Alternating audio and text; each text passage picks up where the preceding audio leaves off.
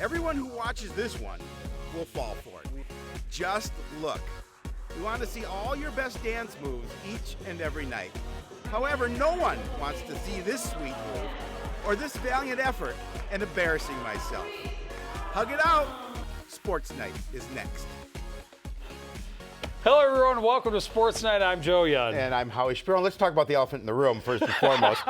I did fall, I'm sure, and a lot of people saw it. My defense, though, I got a little guidance from Lucky Mariah. My defense is I did pop my hamstring on the very first attempt. That's in your defense. That's in my defense, and Jeremy Shepard can attest to it because he did treat me after the game. A for effort, Shapiro. A for effort. Hey, I got an A for embarrassing myself, and that's okay. I don't mind. That was a very, very interesting night. So sad that I could not be there. I wish you. I was hoping you would at least see it before, and you did see it when you were at the hockey game. So. Yeah, a lot of stuff to talk about. Everybody into action. A couple more previews to get to this week, and then everybody in action. We are full go for the winter season. Yeah, we really are, and it's there's a lot to obviously show tonight. We've got a packed show, and so we probably should get right to it, don't you think? May as well. Boys hockey team opened its season with a pair of road games against conference opponents this past week. It started Tuesday with a trip to Anoka. Tornadoes already had a pair of games under their belts, and while they'd been outscored 13-1 in those contests, they had experience playing at full speed. Cardinals looking for a fast start early in the first. Pair of sophomores on a 2-on-1. Kamani Poor gets it to Harry Koval with a great look, but it's right in the breadbasket for the keeper, Joseph Moen. Speed down the wing for Anoka. Ian Andrea gets around the corner, but Connor Wise comes up with a huge save. The great recovery to get the rebound chance for Vincent. No score after the first. Another great chance for Coon Rapids early in the second. Ryan Corey wins the race to this loose puck in on the breakaway, but Moen makes the save. He stopped all 21 Cardinal shots. Anoka power play in the second period. Frank Guimont gets it back and walks in. Wrist shot bounces the bottle on the top of the net. Tornadoes on the board 2 minutes into the period. 5 minutes left in the second now. Will Bennett coming out of the corner, wraps it off the far post and in. That was all the insurance Anoka would need. Wise was strong all game long, keeping it close. He stopped 30 of the 32 shots he faced. Cardinals outshot 32-21, and they fall to the Tornadoes 2-0 in the opener. Well, obviously you were there, so you had the opportunity. I was not. Oh, I thought I was at the boys' basketball basketball you at the Blaine? game. No, I'm thinking at the Blaine game. So yeah, so 21 shots on goal, an opportunity for the Cardinals. Obviously didn't get one in the back of the net, but you look at their team and new coach, new systems. It's going to be a little bit of a learning process, I would imagine, for the guys. I would expect so, and Anoka is actually another team that's down a little bit, so a good one to warm up with, but they're right into hot water in Game 2. They go up against Blaine. Bengals start the season ranked 5th in the state, coming off a win over always powerful Edina, and the Blaine Bengals served notice that the Cardinals were not to be a part of this hockey game. They kept the puck the whole game, 9-0. Reffing was questionable, if not horrible. A couple of Cardinals got ejected. Things got a little heated, but Blaine, just bigger, stronger, faster, dominated that game start to finish. I just have to know, I have to you one question. Did you behave yourself at the game? Because I know you've got a reputation for maybe flying off the handle a little bit. Most of the time. Good. I'm glad to hear that. Most of the time. Glad to hear that. You represented, Yen. My streak of never having been ejected from a game is still intact. Yes. Well, we get to see the Cardinals open the home schedule this week when they host Tino Grace. The Eagles are a very strong team as well. And then they're at Cambridge Isani on Saturday. And Cambridge Isani gives the Cardinals another opportunity against a team, not at that elite level to get some things worked out. But I will say against Blaine, there were spurts of that game while Blaine had the puck for long periods of time in the offensive zone. The Cardinals defensively were keeping them outside, not giving up great opportunities. Obviously, throughout the course of the game, they got several very good looks. Yeah, I'm excited to get my first chance to see them. And offensively, that's the key for them to try and get some things going. Got to start with one. Well, the girls' team was also on the road for both of their games last week, starting with a trip to face 7th-ranked Wayzata on Tuesday. The Bluebirds knew this would be a major test early in the season. The Trojans were 6-2, and both of their losses were by 1 goal, and both were to other elite programs. No score until the final minute of the first. Wayzata on the power play. Initial shot hits traffic, but Sophie Heyer is there to spin in the slot and score. That'll send the Trojans to the locker room up 1 after 1. Midway through the second, Sloan Matthews finds the loose puck, drives wide. Johnson makes the save, but Sophie Heyer is right there for the rebound. Wayzata goes up by 2. The Bluebirds, they're going to answer just less than 30 seconds later. Del Castillo with a steal behind the net. Center for Bezcalo. Castillo pokes it home. Rebound to make it a 2-1 game. We go late in the period. Matthews with the block, and she's off on the breakaway. She freezes Johnson, beats her on the backhand.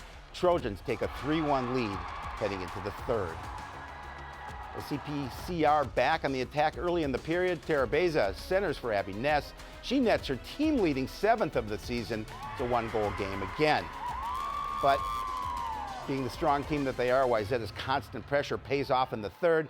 They score 3 times just over 2.5 minutes. Gretchen Blanton all alone behind the defense.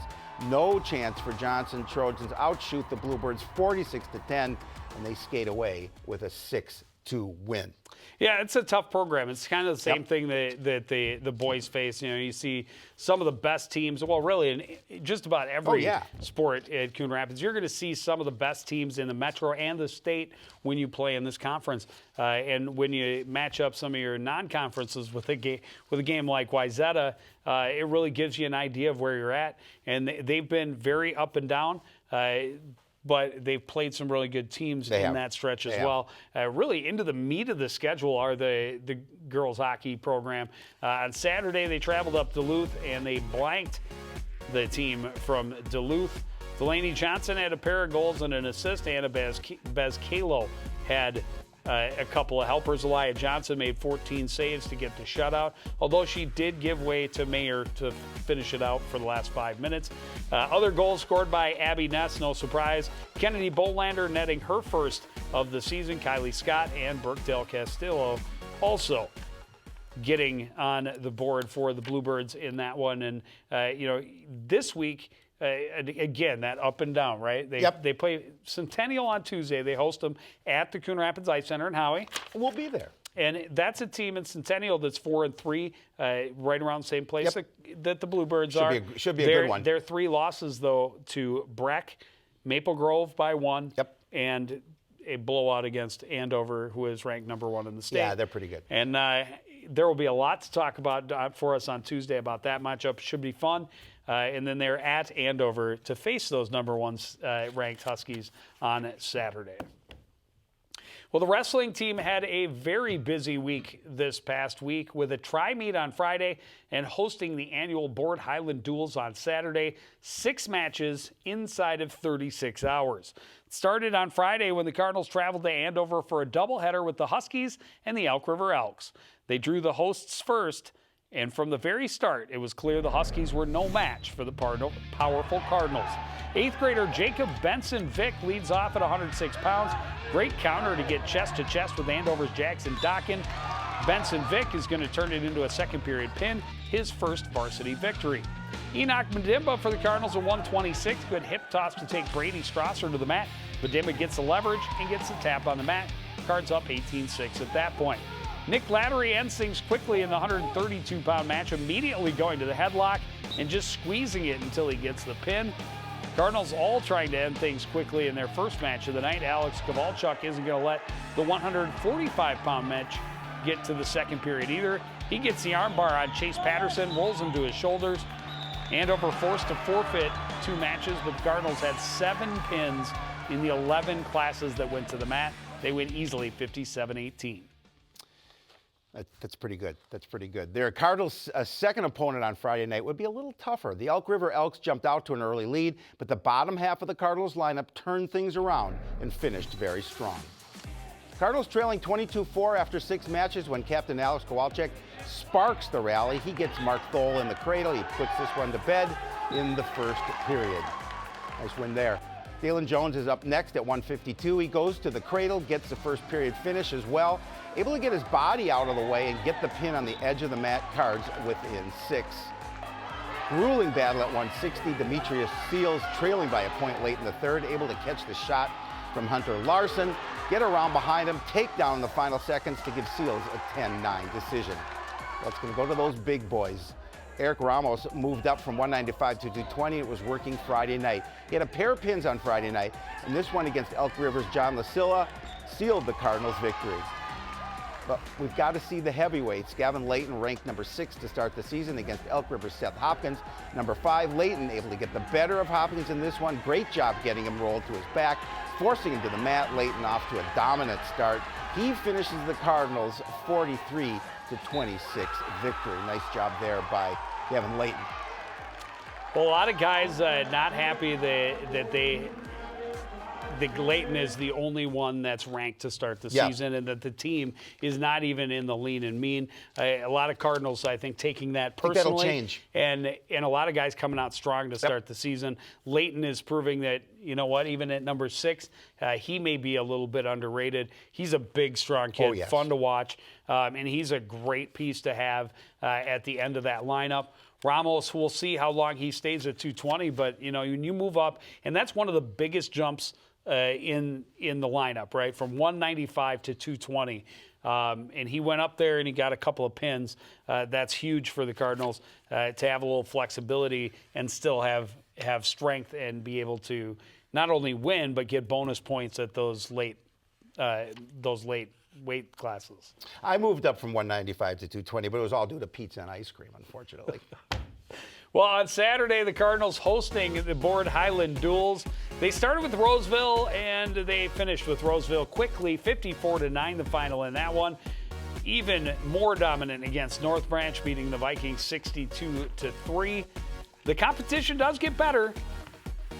Cardinals beat number 20th ranked Mounds View 40-14, and then come up short against Northfield, the number 6 ranked team, 40-15, but a 7-3 start. It's a nice start. And you look at the teams that they have faced and those teams that they have lost to, they're all teams that will be in consideration for section, if not state titles at their particular levels. You know, the one thing always in the wrestling program, they start off really with the big tests, and they want to see where their squad is. So you get that opportunity early in the season to wrestle against guys who are ranked, and I mean, that's a great opportunity for the Cardinals. Well, they don't stop, and they're definitely not. They're not going to slow down.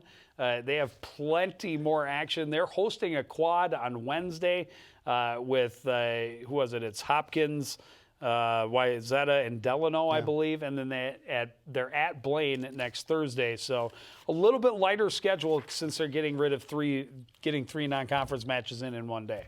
Yeah, so I mean, you know, again, again, great test, great opportunities to get that record from 7-3 and continue to get it on the winning track.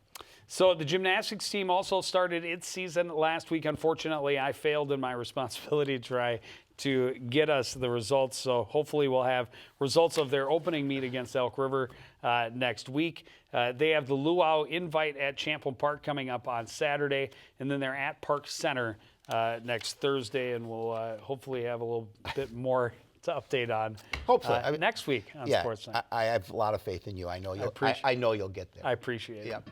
Well, the Cardinals swimming and diving team started last week. It's the Northwest Suburban Conference Relays, always an idea to get where they find out where they are. There's a lot of events that don't exist. The 4x4. There's a lot of different 4x100 butterfly. There's all kinds of fun events, but it gives them an idea. It was the first chance for these Cardinals to get in the water. Yeah, and it's a great first opportunity. Well, the Cardinals will face a huge test when they start the dual meet schedule, and that comes up on the road against Elk River on Thursday. The Elks are 5-time defending conference champions, but the Cardinals are an up-and-coming team, and they've got some new weapons. They believe they will help surprise some teams this year. I think we're going to surprise some teams. Maybe they shouldn't be surprised anymore. The Cardinals program has made positive strides the last couple of years, but this season, they think they can take a huge leap forward. You know, these guys have come back in better shape. We've got guys that have improved a lot over last year, just from last year to this year. Just their best times to time trials, and that's incredible. To just think they're already faster and we haven't done anything. They've done stuff outside the season, so. The work the Cardinals veterans did in the offseason helped them grow individually, but the bonds they made during swimming club meets in the summer led to a co-op that should help the team grow as well. I think 5 guys are coming from Totino Grace, and all of them are going to play a key role in our new season. Totino Grace doesn't have a boys swim team, so when they expressed interest in joining the Cardinals program, the Cardinals staff filed for a co-op and it was approved. They have more of an opportunity to play on a high school team, and it'll kind of give us a better shot for Coon Rapids as well. They're excited to be here. We're excited to have them, and you know, I think it's going to help us be more competitive. But it's also just, I think a lot of the guys have really accepted it really well, and are excited about it, and are, you know, so far it's been great. The Cardinals lost some big pieces to graduation, but with the TG swimmers coming in and all of the veterans showing huge improvements from last year, it's not surprising these guys are excited. They were able to get one monkey off their back last year. This season, they're aiming to end a few more long dry spells. It's a good team. It's a growing team, so seeing the team progress is huge for us. We beat Blaine last year, and this year, I feel like we could beat more teams that we did last year. The Cardinals have a long checklist of teams they'd like to knock off. They're hoping to mark a few more off this season. But they know as long as they give it their all and compete hard every night, they're guaranteed winners. Just seeing everybody smile, having a good time. It's not about winning or losing. It's about having a good time, having a good experience. Having a good time, having a good experience. It's like what we do here every week. It's all we do has a good time and a good experience. Well, we get an opportunity to see these boys hopefully check one of those teams off the list. Yeah, I'm excited. We've got the I'm Anoka meet excited. coming up in a week, and that's one that they're circling as another team that as they creep up the standings. They'd love to take Elk River by surprise if they can on Thursday. They think that really, I mean, to hear Doug Donaldson is always excited about the team he has in the pool, but he was just bouncing off the walls excited because not only do you add the Totino Grace swimmers in, but just the numbers he was talking about, how much time they have shed since even their best times last year, and how many more guys they have swimming at certain speeds, and what that means for what they'll be able to do this year. It should be fun to watch. You know, it's not an easy program to build, but he's done such a nice job, I think, building this program. He's got a lot of interest in swimmers, both on the boys and the girls side, and it's just really good to see. So they're at defending conference champion Elk River on Thursday, and then they will swim in the Bengals Invite at Northdale Middle School on Saturday. Northwest Suburban Conference age group skate race for Nordic skiing went off as scheduled. Woo-hoo.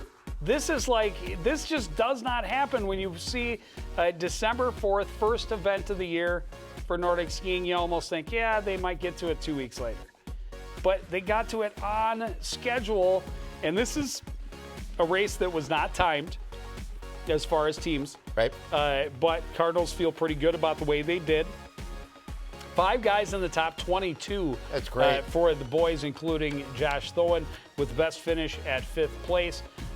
Jared Haida, Noah Christensen just outside of the top 10. And 9th grader Aaron Casey making a splash with a 21st place finish, finishing in 10:42. Miles Gilliard behind him. Ricky Petroff and Peyton Martinek, another freshman, rounding out that top group. On the girls' side, Abby Ellenbecker blows the competition away to take first place overall, 10:46. Lila Gilliard, though, at just outside of the top 10. Amelia Blomberg finished in 28th. Josie Ingvoldson was 36th.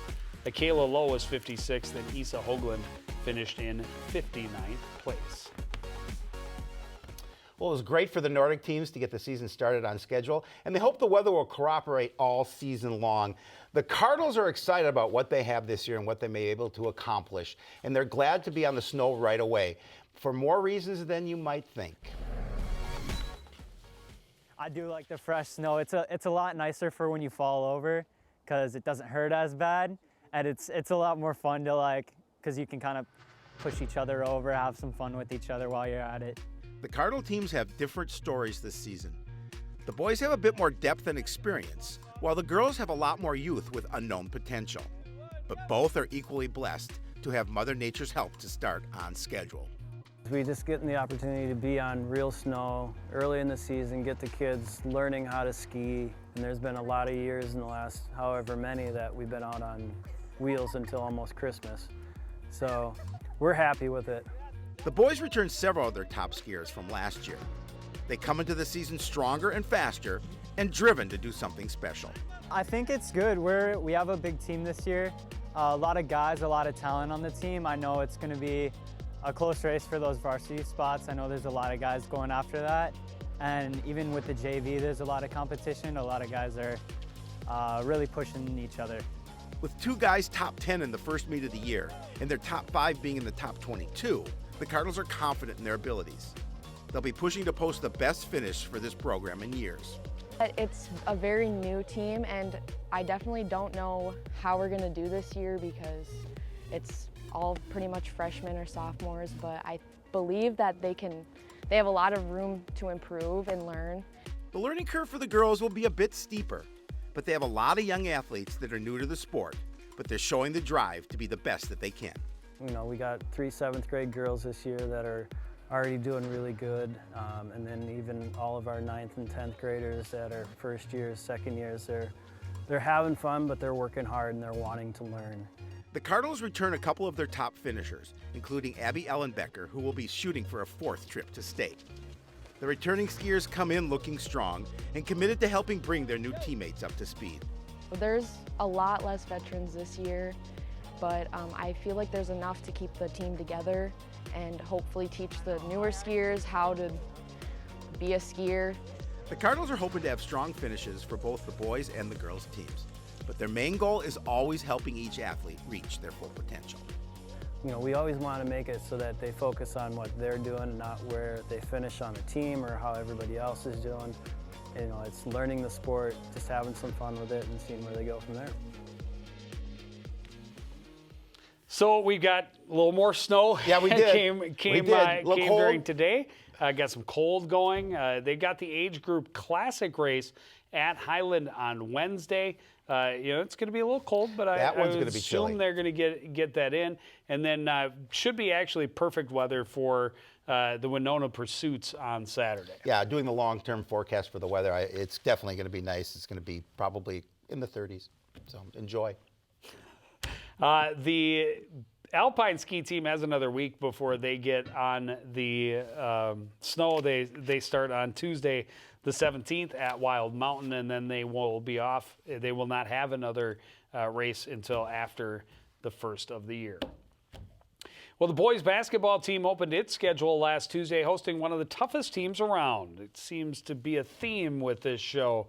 Defending section champion Cambridge Isani came in looking to have a strong start to their season as well.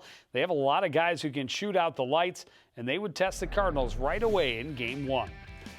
Blue Jackets return leading scorer Henry Abraham, who put up over 22 points per game last year.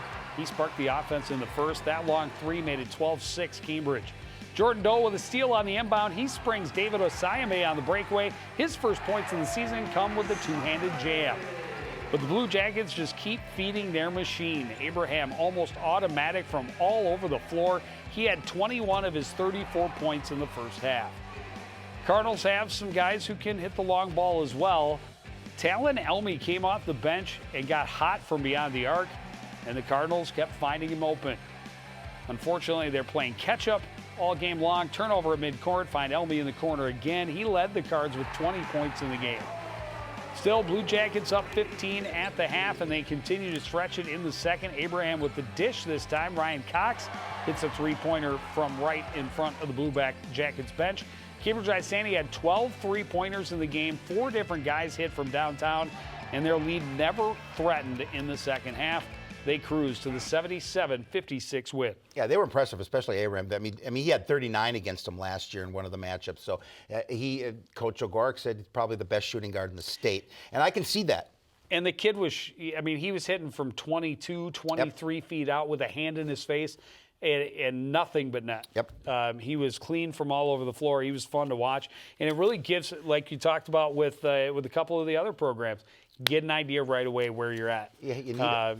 And they found out fast. They did. Because Cambridge Isani, defending champion, and also the favorite to win the section again. Another section opponent at the barn on Friday, and the Cardinals come out on top against the Forest Lake Rangers, 73-62 the final. Galama led the way with 19 points for boards. David Osayame had a double-double with 17 and 10. Monte Henry had 11. Jackson Aurelius had 10. And Elmy just out of double digits with 9 points. But great to see a win. Great to see good distributed scoring. Yes. Guys getting it done all over. Yeah, I texted with Coach O after, and he said, yeah, a lot of guys contributed. It was great to see. And I mean, that's a big win for them. Yeah, they will be fun to watch and see if they can make a run at the end. Again, find out where you're at right away. How about this? They host Park Center on Friday. Park Center predicted to be very deep in the state tournament. They're going to be good. Right now, I'm not sure if they're number one, but they're in the top 2 or 3. Yep. They host Armstrong next Tuesday. So 4 straight games start at home, but you play your section, the defending section champion, and Park Center in those 4 games. That's tough. That's not easy. Well, the girls basketball team's only game last week was their home opener on Thursday against the Elk River Elks. It was the first division game for both teams. The Elks finished second in the North last year, and they were already off to a 2-0 start with wins over White Bear Lake and Apple Valley. This was going to be another huge test for this young Cardinals squad early in the year. Elks pressuring the ball early. Lydia Hawk forces the turnover and gets it to Joanna Langman on the run. She gets it to Alexa Ingebrigtsen to finish with a left hand. More pressure coming up from Hawk. She gets a hand on the pass. Ellie Moss jumps on the loose ball. She'll sprint to the basket for the layup. Elks taking control early.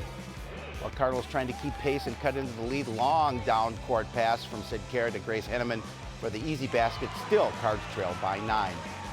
Kerr showing off the softball pass again, this time to Benny Kalala. Nice move to the rim in close. Cards down but not out. 36-25 Elks at the half. Elk River just too much in the second, though. All starts with their defense. Michaela Kanan-Wisher with a steal and a breakaway basket lead up to 17. More defense turning to offense. Ingebrigtsen jumping the passing lane, taking it to the rack for the score. Elks run away with a 72-40 win. And Joe, I'll tell you, they made some adjustments, did Elk River at the break, and they are a very well-rounded team. They brought back their top 8 scorers from a year ago when they won 17 games. So it was definitely a test for that It's team. always nice when you bring back 8 top scorers. Big week for the girls this week. They have 3 games in 3 days. They're at Rogers on Wednesday, host Duluth East on Thursday, and then they're at Park Center on Friday. We have a busy week. We do. As well. We have the girls hockey game against Centennial on Tuesday. The boys home opener against Totino Grace on Thursday. Both of those events live at 7 o'clock. And next Tuesday, it's the Coon Rapids Cardinals swimming and diving team taking on the Anoka Tornadoes live at 6 o'clock. That's going to do it for this edition of CTN's Sportsnight. I want to thank everybody out there for joining us. Continue to support everything we do here at CTN. For the entire crew, including Howie Shapiro, I'm Joe Young saying good night.